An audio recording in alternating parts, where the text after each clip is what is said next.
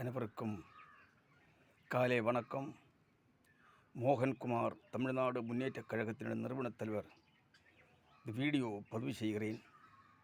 இந்த வீடியோ யாரையும் அவதூறு பேசவோ யாரை குற்றம் சாட்டவோ அல்ல.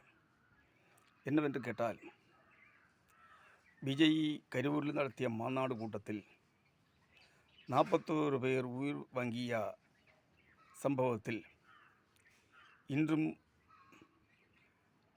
அதனுடைய உத்தரவாதித்தம் யார் என்று ஏற்றெடுக்காமல் ஒருவருக்கொருவர் அரசியல் கட்சிகள் பழிசாரி கொண்டிருக்கக்கூடியதாய ஒரு நேரங்களில் மக்கள் உற்று கவனித்து வந்து கொண்டிருக்கிறோம். இதை வச்சு அரசியல் முதலெடுக்கக்கூடியதான சில அரசியல் கட்சிகள் இது ஒரு நாடகமாக மாற்றிக்கொண்டிருக்கிறது. இந்த மரிச்ச அதாவது நம்ம வீட்டு இழந்து போன அந்த கூட்டத்தில் வந்து நம்ம வீட்டு உயிர் வழி வாங்குதானா என்னுடைய அன்பு சகோதரிமார், சகோதரன்மார், பச்சிளம் குழந்தைகள். மறுபடியும் நாங்கள் அந்த குடும்பங்களுக்கு ஆறுதலும் கண்ணீர் அஞ்சலியும் செலுத்திக் கொள்கிறேன். ஏன் இப்படிப்பட்டதான ஒரு நிகழ்வு நடந்தது? அக்டோபர் மாதம் 26ஆம் தேதி கரூர் செல்லுகிறேன். அந்த ஊர் மக்களை சந்திக்கிறோம். அரசியல் கட்சியில் இருக்கக்கூடியவங்களையோ மத சொந்தங்களையோ சந்திக்கவில்லை. அந்த இடத்தில் உள்ள ஒரு மதத்திலோ அரசியல் உள்படாத பொதுமக்களை சந்திக்கிறேன், வியாபாரிகளை சந்திக்கிறேன். அங்கே நடந்தது என்ன, நடக்க காரணக்காரர் யார், எப்படி நடந்தது, ஒரு உண்மையை சம்பவம் வெளியே கொண்டு வருவதற்கு தமிழ்நாடு முன்னேற்றக் கழகத்தின் நிறுவனத் தலைவர் என்ற நிலைமையில் நான் 26ஆம் தேதி கரூர் செல்லுகிறேன்.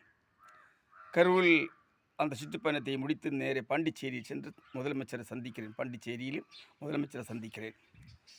பாண்டிச்சேரியிலிருந்து நேரே கன்னியாகுமரி வந்து மறுபடி கேரளா முதலமைச்சரை சந்திக்கிறேன். என்ன நடக்கிறது என்பதை குறித்தெல்லாம் மக்கள் உற்று கவனிக்க வேண்டும்.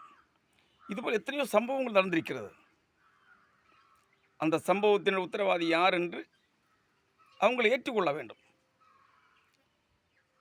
பத்திரிகைகள், டிவி சேனல்கள், மீடியாக்கள் உங்களுக்கு பிடிச்சது மாதிரி எல்லாம் மக்களை போட்டு குழப்படி உண்டு பண்ணுற பாருங்க. டெல்லி பயணம், சென்னை பயணம். சரி, 1992 அந்த தஞ்சாவூர் மாவட்டத்தில் கும்பகோணத்தில் நடந்த சம்பவம் பிப்ரவரி 18ஆம் தேதி. அன்றைய தினம் சிறுமையை விட்டு வெளியில் வந்து அரசியல் சேர்ந்து அன்றைய மதிப்புக்குரியதான மண்மறைமான எங்கள் பாசத்துக்குரியதான அன்றைக்கு முதலமைச்சராக இருந்த செல்வி ஜெயலலிதா அவர்கள் கும்பகோணம் ஒரு கோவில் திருவிழாக்கி கும்பாபிஷேகத்துக்கு செல்லுகின்றார்கள். அன்னை நடந்தது என்ன? அன்னைக்கு எத்தனை மக்கள் உயிர் பலி போனது? ஏறக்குறைய 48-50 மக்களுக்கிடையில் அன்றைக்கு உயிர்பலி வாங்கப்பட்டது. கும்பகோணத்தில் பள்ளி பிள்ளைகள் எத்தனை பேர் எரிக்கப்பட்டது? கள்ளக்குறிச்சியில் எத்தனை பேர் சாராய குடித்து சாவடித்தது? இந்தியாவில் பல மாநிலங்களிலும் பல வட இந்தியிலெல்லாம் எத்தனையோ கோவில் கும்பாபிஷேகத்துக்கும் திருவிழாவுக்கும் நெரிசலிப்பட்டு எத்தனை மக்கள் சாவடிக்கப்பட்டது? கர்நாடகையில் தர்மஸ்தலத்தில் எத்தனை பெண்களும் ஆண்களும் சாவடிக்கப்பட்டது? எத்தனையோ சம்பவங்கள். இது அரசியல் மதம் ஆக்க வேண்டாம். இந்தியாவில் நடக்கக்கூடிய சம்பவங்களை சுட்டி காட்டுகிறேன் மோகன்குமார். ஆகையால் ஒருவருக்கு ஒருவர் பழிகளை சாராமல் உண்மை சம்பவத்தை வெளிக்கொண்டு வர வேண்டும். இதுக்கு காரணக்காரர் என்ன நடந்தது உள்ள? இதுக்கு முன்னாடியும் தொடக்கத்தில் விஜய் கட்சி அமைக்கும் பொழுதே பனியூரில் நடந்த மாநாடு நல்ல சுலபமாக முடிந்தது. எந்த பிரச்சனையும் கிடையாது. மதுரையில் மாநாடு நடத்தியது, எந்த சம்பவம் இல்லை, எந்த பிரச்சனையும் கிடையாது. அப்போ கரூரில் இது நடக்க காரணம் என்ன நடந்தது என்பதை நான் நேரமே போட்ட வீடியோ இன்றைக்கு ஏற்றுக்கொண்டிருக்கின்றார்கள் அதிகாரிகள், அரசு. இதை பற்றி ஊகிக்கூடியதான சில நல்ல மனுஷுகள் நீதி விசாரணை உட்படுத்தும் என்று சொன்னால் எந்த அரசியலில் உட்படாதானா உயர் நீதிமன்ற குழுவை தனியே அமைச்சு இது விசாரணை செய்ய வேண்டும். இந்த பிரச்சனையை சிபிஐக்கு விட வேண்டும். அதான் கேட்குறோம். உண்மையான வெளிவாரதுக்கு இல்லை ஒருவருக்குள்ள அரசியல் பயிற்சி. ஏன் விஜய் கட்சி அமைச்சதுக்கு ஏன் மற்றவங்களுக்கு ஏன் இந்த எரிச்சல், ஏன் பொறாமை? போட்டி இருக்கலாம், பொறாமை இருக்கக்கூடாது. எத்தனையோ கட்சிகள் இருக்கின்றார்கள், எத்தனையோ பேர் புது புது கட்சி அமைக்கின்றார்கள். ஆகையால் அது ஆச்சரியம் கிடையாது. மக்கள் வாக்களிக்கூடியவர் தேர்வு செய்வார்கள். யாருக்கு வாக்களிக்க வேண்டும், யார் தேர்வு செய்ய வேண்டும், யார் தமிழகத்தில் முதலமைச்சராக இருத்த வேண்டும் என்பதில் மக்கள் தான் நிர்ணயம் செய்கிறது. 8 கோடி மக்கள், தமிழக மக்கள், இந்த தமிழ் பாசங்கள், தமிழ் நெஞ்சங்கள், அவங்கள தான் முடிவு செய்யணும் நாங்கள் யாரை அதிகாரத்தில் ஏற்ற வேண்டும். ஆகையால்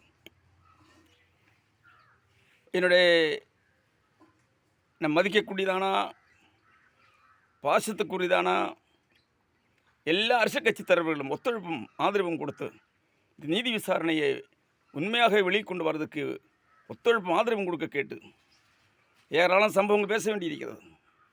அது இப்போ உள்ள தருணம் அல்ல. ஆகையால் கொஞ்சம் பொறுமையோடு காத்திருப்போம். அவங்க அரசியல் கட்சி பணிகள் நடக்கட்டும், சுற்றுப்பயணங்கள் நடக்கட்டும், தேர்தல் பணிகள் நடக்கட்டும். மக்களுக்கென்று ஒரு கருத்து இருக்கிறது. வாக்களிக்கக்கூடிய மக்கள் இன்றைக்கு முட்டாள்கள் அல்ல. அவங்க யாருக்கு வாக்களிக்க வேண்டும் என்பது இன்றைக்குள்ள அரசியல் சூழ்நிலைகள், இன்றைக்குள்ள சூழ்நிலைகள் எல்லாம் மக்கள் நினைவில் இருக்கிறது.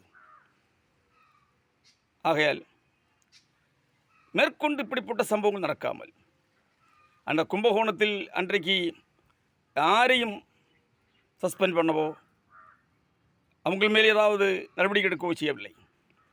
அன்றைக்கு ஐஜியாக இருந்தது வால்டர் தேவாரம் சார் அவர்கள் தான் அன்றைக்கு ஐஜியாக இருந்தார்கள். அன்றைக்கு நடந்த சம்பவத்தில் கூட அன்றைக்கு பாசத்துக்குரிய முதலமைச்சராக இருந்தார் சிறு ஜெயலலிதா அந்த இடத்திலிருந்து நிற்காமல் ஸ்நானம் முடிந்தவுடன் சென்னைக்கு புறப்பட்டார்கள். சென்னையில் தான் சம்பந்தப்பட்ட காவல்துறையுடைய உயர் அதிகாரி டிஜிபி சார் அவர்கள் அன்றைக்கு மாண்புமிகு முதலமைச்சரை சந்தித்து பேசுகின்றார்கள். காவல்துறை அதிகாரிகள் பேசுகிற அப்போதான் தெரியும் அந்த உத்தரவாதித்தம் அன்றைக்கு முதலமைச்சர் ஏற்றெடுத்தார்கள். நான் தான் அதுக்கு உத்தரவாதி. ஆகையால் நீங்கள் கொஞ்சம் பொறுமையாக இருந்து காரியங்களை செயல்படுங்கள். மக்களுடைய மனிதர்களில் போட்டு கொலைப்பறி பண்ண வேண்டாம். இந்தியில் எத்தனை சம்பவங்கள், எத்தனை ஆயிரங்கள், எத்தனை நூற்றுக்கணக்கில் மக்கள் சாவடிக்கப்பட்டது. அப்போ எல்லாம் இவங்களுக்கெல்லாம் இந்த ஊடகங்களும் மீடியாக்கள் எல்லாம் என்ன பார்த்து கொண்டிருந்தார்கள். உண்மை சம்பவத்தை வெளியே கொண்டு வருவோம் ஒன்று சேர்ந்து. மேற்கொண்டு இப்படி போன்றதான சம்பவங்கள் நடக்காமல் அரசும் அதிகாரிகளும் ரொம்ப கவனம் செலுத்த வேண்டும் என்று கேட்டு பேட்டி முடிக்கிறேன். நன்றி, வணக்கம். மோகன்குமார், தமிழ்நாடு முன்னேற்றக் கழக நிறுவனத் தலைவர்.